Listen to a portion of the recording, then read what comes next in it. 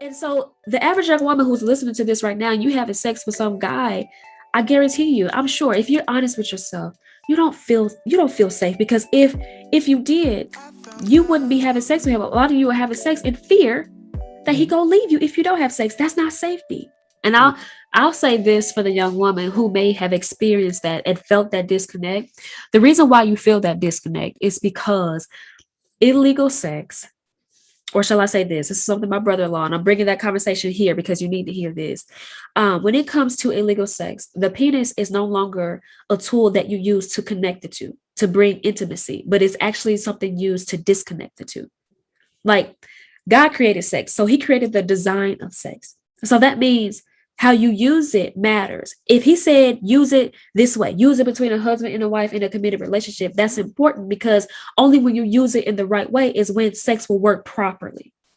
So if you're having sex outside of his creation of it, the very opposite happens. If sex is supposed to bring you closer together, to bring intimacy, to connect the two, then when you have illegal sex or sex outside of that creation, the very opposite happens. So you will always have disconnected sex. Yeah. Even, I don't care if y'all text each other afterwards, I don't care if you feel some sense of connection, the true nature or intent of sex that you just had is disconnected. He doesn't really know you. He doesn't know your soul, your spirit. He if you wasn't having sex with him, he probably wouldn't be with you.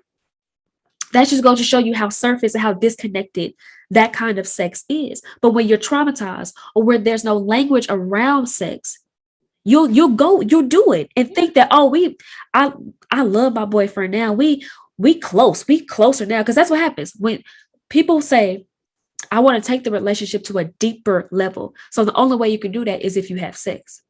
That's what boyfriends and girlfriends do. I asked 10 girls, why did you have sex, when I mentored them? Because I felt like we were ready to go deeper. It's a false sense of intimacy, because Absolutely. sex itself is a form of intimacy, but not when you're using it in the wrong way. It Absolutely. disconnects you. And this is why you'll see after y'all have sex, after some time, whether it be a day, months, or year, a couple of years, y'all break up. Y'all go y'all separate ways, because it was never true connection. Never. We don't even know how to do that. We don't even know how to have, we think that being on the phone for hours every day talking about nothing is building a connection. We literally think the more, if I'm spending a lot of my time with this person, I'm growing with this person. And that is absolutely not true. That is not Girl. true. It, and honestly, not being taught how to practice that intimacy with God, you're blocked from that. Because now that I Yes. understand how to be intimate with God, Yes.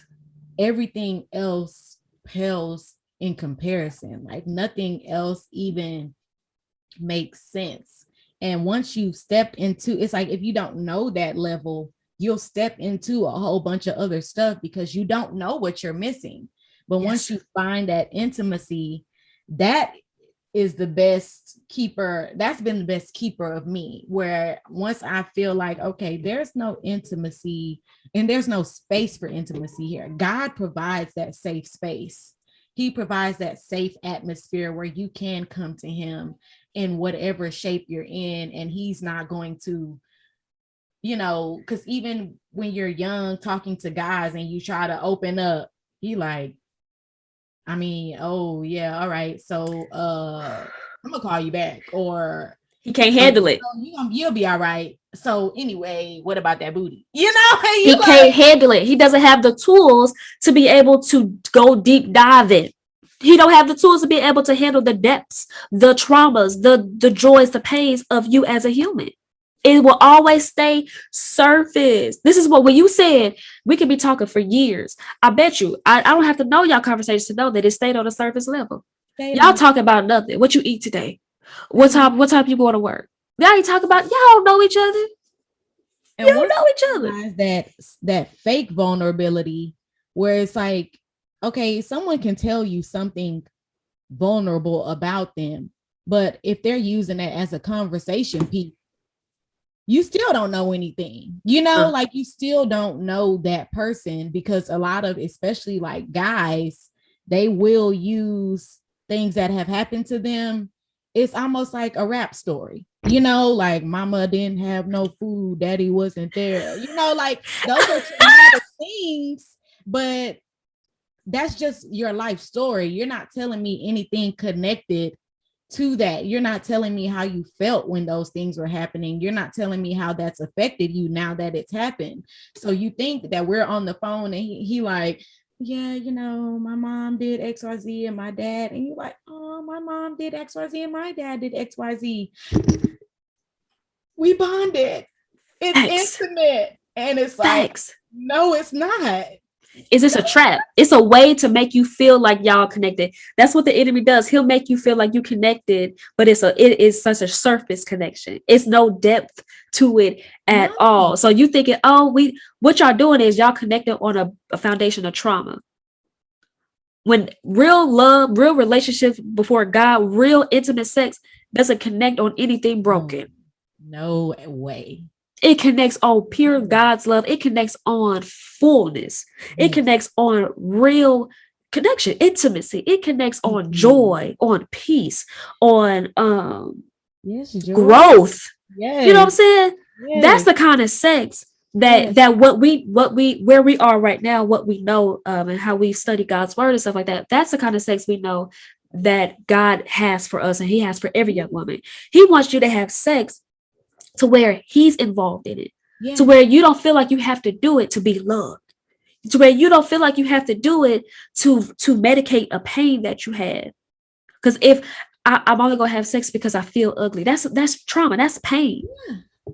Section, you should never have sex based on a lack, based on a void, based on anything negative, but everything positive.